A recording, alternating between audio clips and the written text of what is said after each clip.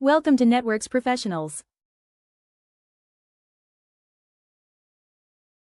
Welcome to this explainer, where we're breaking down the absolute ultimate prize in the IT world. I'm talking about the globally recognized CISSP certification. Look, if you've been scanning the cybersecurity landscape, kind of trying to figure out what truly separates the seasoned, top-tier leaders from everyone else, well, you've hit the right place. Today, we're going to demystify exactly what this credential is, why it carries so much weight, and how you can actually map out a strategy to conquer it yourself. Because here's the thing. We're in an industry that is just flooded with weekend boot camps and entry-level certificates, right? So simply claiming you know your way around a firewall, it just doesn't cut it anymore. Companies want hard, undeniable proof of your mastery. And that proof is exactly what we're looking at today. All right, so here is our agenda for today. First, the cybersecurity gold standard. Second, the 8 security domains. Third, who should take it. Fourth, navigating the CISSP exam. And finally, number 5, your roadmap to certification. Okay, let's jump right into section 1, the cybersecurity gold standard, and what the CISSP actually is. So the CISSP is a premier credential offered by ISC2, but I want you to really notice the key verbs here: design, implement, and manage.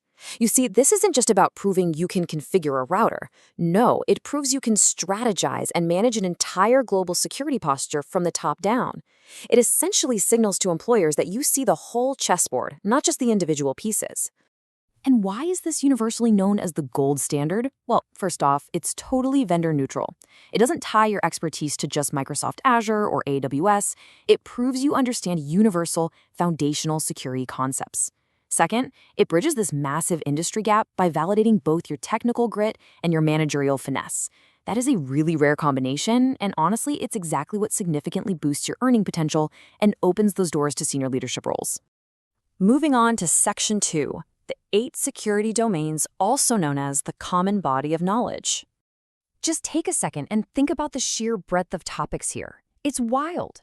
A true expert has to master all of this. You've got high-level, strategic topics like security and risk management sitting right next to super deep technical subjects like software development security.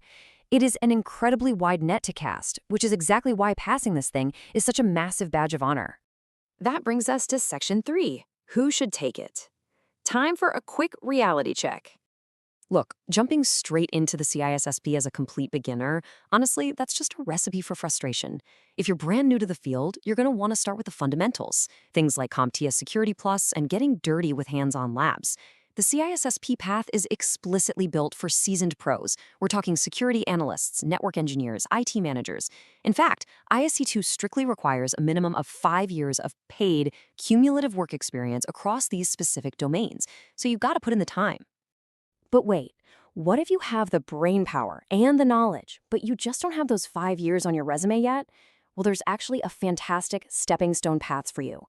You are completely allowed to sit for and pass the grueling exam right now. And if you succeed, you earn the title of Associate of ISC2. It still looks absolutely stellar on a resume, and it proves your technical chops while you clock in those remaining years to earn the full-blown certification. All right, let's get into the actual logistics in Section 4, navigating the CISSP exam by the numbers. Let's pull back the curtain on the brutal reality of test day. First off, this exam is adaptive. That means the difficulty actually adjusts on the fly based on your previous answers, literally pushing you to your absolute limits. You're going to face anywhere from 125 to 175 questions over a marathon 4-hour session. And we have to talk about the cost. It's substantial. We're looking at up to $749, which translates to roughly 210,000 Pakistani rupees. So yeah, it is a serious financial commitment. 700 out of 1,000 possible points, that right there is your magic number. That's what you need to secure your victory.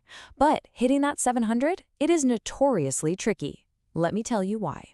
It's because of these scenario-based questions. They are basically a massive trap for smart IT folks. You might sit there staring at a question where every single multiple-choice option is technically correct. Seriously. But the exam is asking you what is the best action or what is the first action. See, an engineer's instinct might be to immediately unplug a compromised server, but a security manager, they know the very first action is to consult the incident response policy. You literally have to take off your technician hat and strap on your management hat to pass this thing. Which leads us to our final part, Section 5, your roadmap to certification, or as I like to call it, conquering the beast. To actually slay this beast, you need a highly methodical routine. Step 1. Solidify your absolute basics, things like the OSI model and the CIA triad. From there, dive straight into the official study guide. But listen to me here. Focus entirely on understanding the underlying concepts. Rote memorization is not going to save you on test day. Step 3, relentlessly practice those tricky scenario-based questions we just talked about. Step 4, treat this like the marathon it is. Commit to a solid 3 to 6 month study plan, carving out about 2 to 3 hours every single day. And finally, condition your brain for test day by taking full-length, 4-hour mock exams. Now, once you conquer that roadmap, you instantly unlock a worldwide job market that is currently facing a massive cybersecurity shortage. Organizations all over the globe are absolutely desperate for qualified strategic leaders. Passing the CISSP instantly makes you a prime top-tier candidate for high-paying, high-impact roles. We're talking security manager, security architect, and eventually the ultimate goal for many, chief information security officer. So, you've seen the level of commitment required. You know about the tricky adaptive questions and the grueling months of daily study ahead. But you've also seen the incredible leverage and earning power it hands you in the global job market. So the only question left to ask yourself is this. Are you going to spend the rest of your career just configuring the pieces on the board? Or are you finally ready to become the grandmaster playing the game? Thanks so much for joining me on this explainer, and I will catch you in the next one. Thanks for watching.